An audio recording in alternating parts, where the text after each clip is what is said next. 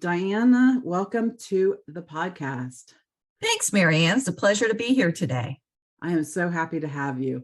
I have a copy of your book, but Diana, tell everybody what your book is, show them for the people that are watching this as well, and Sure. let us know a little bit of what this book is about.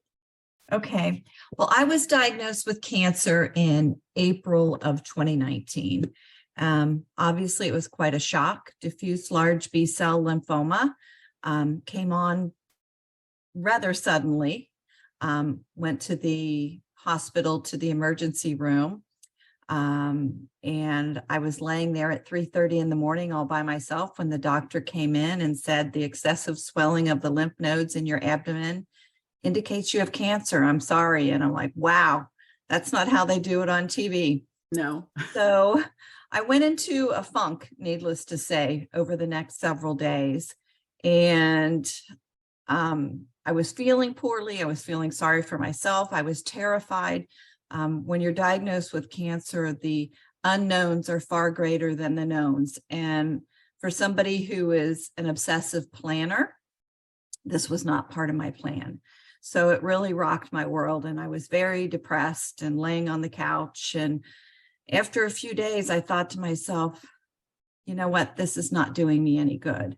And I recalled a friend, Mark, who 23 years earlier had been diagnosed with the same type of cancer, and he was still around. And when Mark was going through his treatments, he was so upbeat and so positive. Nobody knew that he had cancer unless he told them. So I thought I need to take the Mark Bassler approach to this, but I need to be held accountable.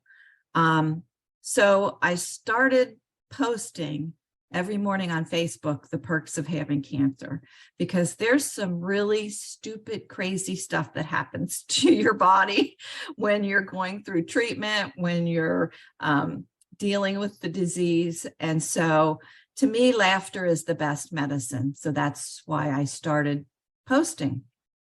And what is the craziest part of your body that happened? What can you remember something that's in the book? Well, one of my favorite excerpts is you're often constipated when you're on chemo and the medications that they give to you. And so at one point in time, my husband and I were joking because I hadn't gone to the bathroom in so long that I was going to have to hire a midwife for this thing to come out. We actually named it. We named it, instead of Emma, we named it Enema.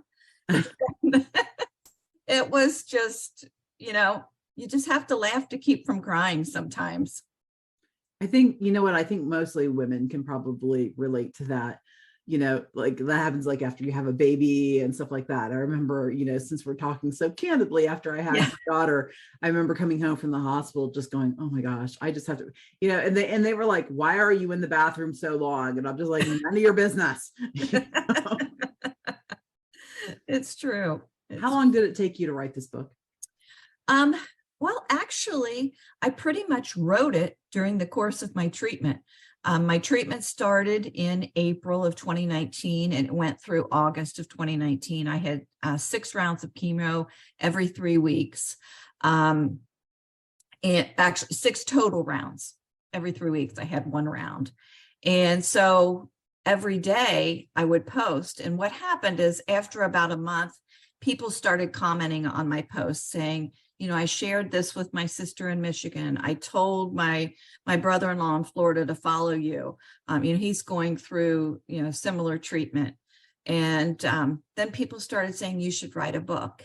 And I thought to myself, I've actually written several books before. I just never bothered to get them published. But cancer makes you think, golly, there's no tomorrow that's guaranteed. If I'm going to write a book, maybe I should write it now. So basically, my book was writing itself as I was posting these things on Facebook. So after August, it was published in November, December of that same year. That is awesome. I absolutely love your book. And for you guys wondering, I actually have a copy of this book as well. Who did the artwork for it? So it's a dear friend of mine. His name is Steve Wallace. The cover of the book is actually a card that he had made for me when I was first diagnosed. And it kind of gave me the idea. His Christmas cards are always ones we've looked forward to every year because he's really talented. It's just a hobby of his. His license plate even says car, C-A-R, the number 2, and then nist, cartoonist. And so when I decided to go ahead and write the book, I had, taken photographs, but, some of them were good, some of them were fine, and they've been used in the book. But I asked Steve, I said, would you be willing to illustrate my book? And he said, absolutely. So we had a lot of fun with it. That is awesome. What is the number one thing that you would like to tell somebody that is going through cancer and reading your book? What would you want them to get out of this book? Well, the one thing is when, like I said earlier, when you're first diagnosed, the unknowns are far greater than the knowns, and your mind just goes crazy thinking, what's going to happen? Am I going to die? Am I going to be sick from chemo? What's going on? And again, I realized I was extremely fortunate. My cancer was stage 2. It was mainly in my abdomen, a little bit in my chest. My prognosis was good. But it's terrifying. Chemo terrified me. I'm like, I don't know if you remember the old Seinfeld episode with the black and white cookie where Jerry absolutely didn't want to vomit. He hadn't vomited in like 10 years. And I was kind of like that. That's another reason I never got pregnant and had children. I didn't want morning sickness. I'm terrified of vomiting.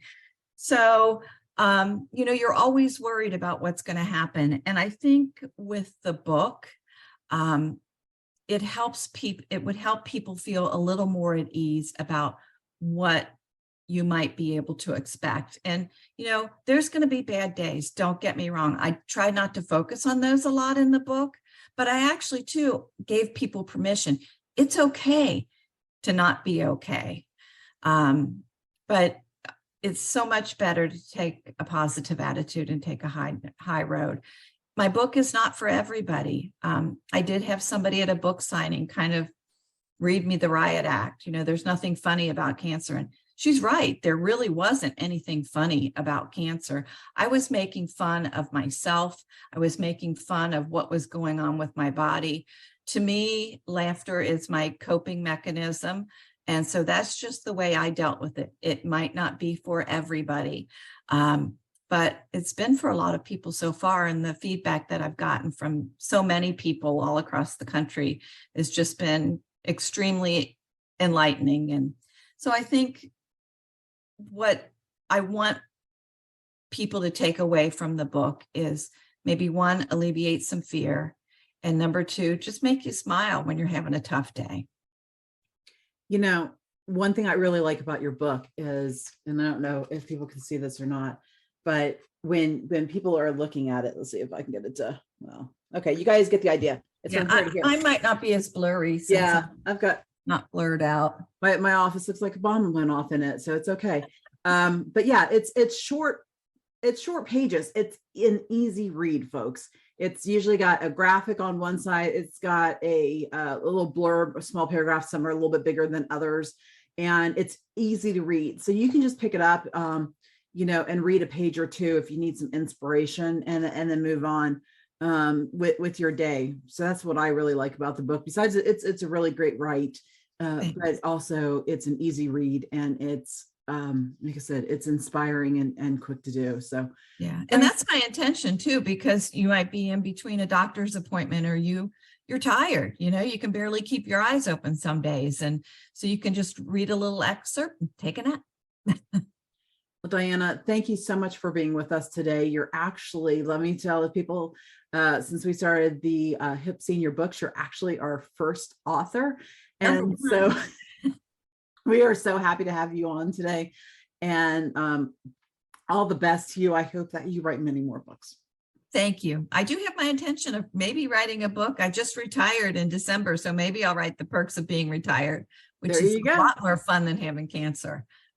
All right, Diane, thanks for being with us today. All right. Thanks, Marianne. Bye-bye. Bye-bye.